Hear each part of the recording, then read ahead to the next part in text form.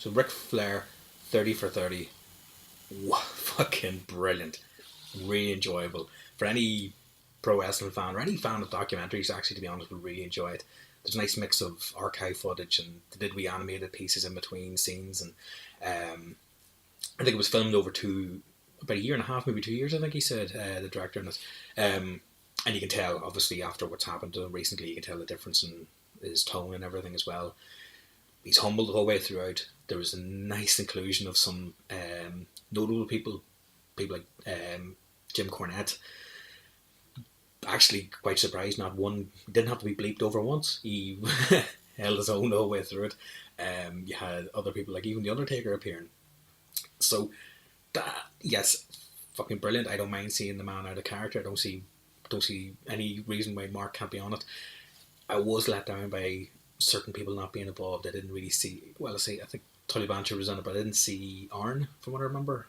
Fucking Unky Arn. Triple H again was in it. Yeah, notable towards the end for when when your heart starts sinking near the end of that fucking documentary. Jeez, it takes you the whole way through it.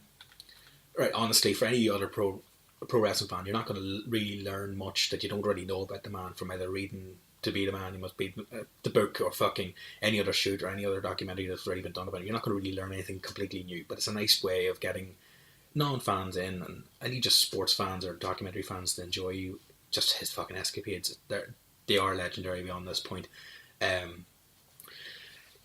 Yes, there maybe is a few notable things about his career that they highlighted on, but they really didn't get too much involved in. I think maybe at the end they got a wee bit too involved in talking about Ric Flair, to be honest. But again, it worked for the flow of a documentary of that style to get people emotionally invested in the Ric Flair character. Like for the non-fans, really, for anyone else sitting there watching it beside you, they'll get invested in, whereas you know what's been going on with them. The controversy behind that. It was, as I said, there was nice wee moments. Again, no, you couldn't really show too much of his escapades, like the whole thing that the man is just relevant for striking and everything. So there had wee cartoons of him on the plane journeys with Sting and LOD and so forth. That was nice, kind of wee nods to those kind of characters. They kind of brushed over some of the TNA stuff and all, which was good. I'm really glad they didn't go into too much of that. I was expecting the whole fucking the woo off maybe to come into that and a few other things, and it was, it was actually kind of nice to see people outside of wrestling fans that were highlighted in the documentary, like other football players and so forth, that were using his kind of lines and things. It just shows that it does go off beyond wrestling fans, that a lot of these characters do. Like, you've got people like Andre the Giant, you've got people like The Rock, Stone Cold, and Hulk Hogan even as well. Oh yeah, Hulk was fucking even in it, and he was really fucking humble in it. Talk about humble, fuck is the word for this one. The whole way they're going, look, I'm nothing. This is the man you need to be looking at. That was quite cool for once.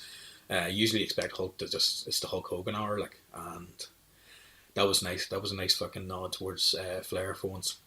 The Steamboat moments and everything all highlighted.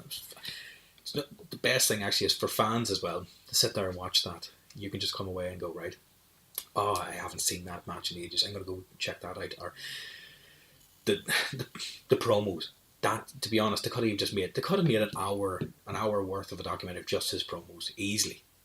That would have been gold enough, but they had a nice wee mix to get people hooked into it. And I think a lot of people, it'd be interesting to see under his videos on YouTube and stuff now, you start seeing some newer fans coming in and just going, I've seen like 30 for 30 sent me here kind of comments and stuff. Be nice. So definitely say if anyone can get the chance to watch it, sit down. It's like an hour and a half long as well, so if you've got the time to sit down and enjoy it, you're going to enjoy it. Revelations wise, there's nothing really new on it that I didn't really know. Well, one thing I didn't know Charlotte Flair was actually called Ashley. So that I've learned something there again out of it.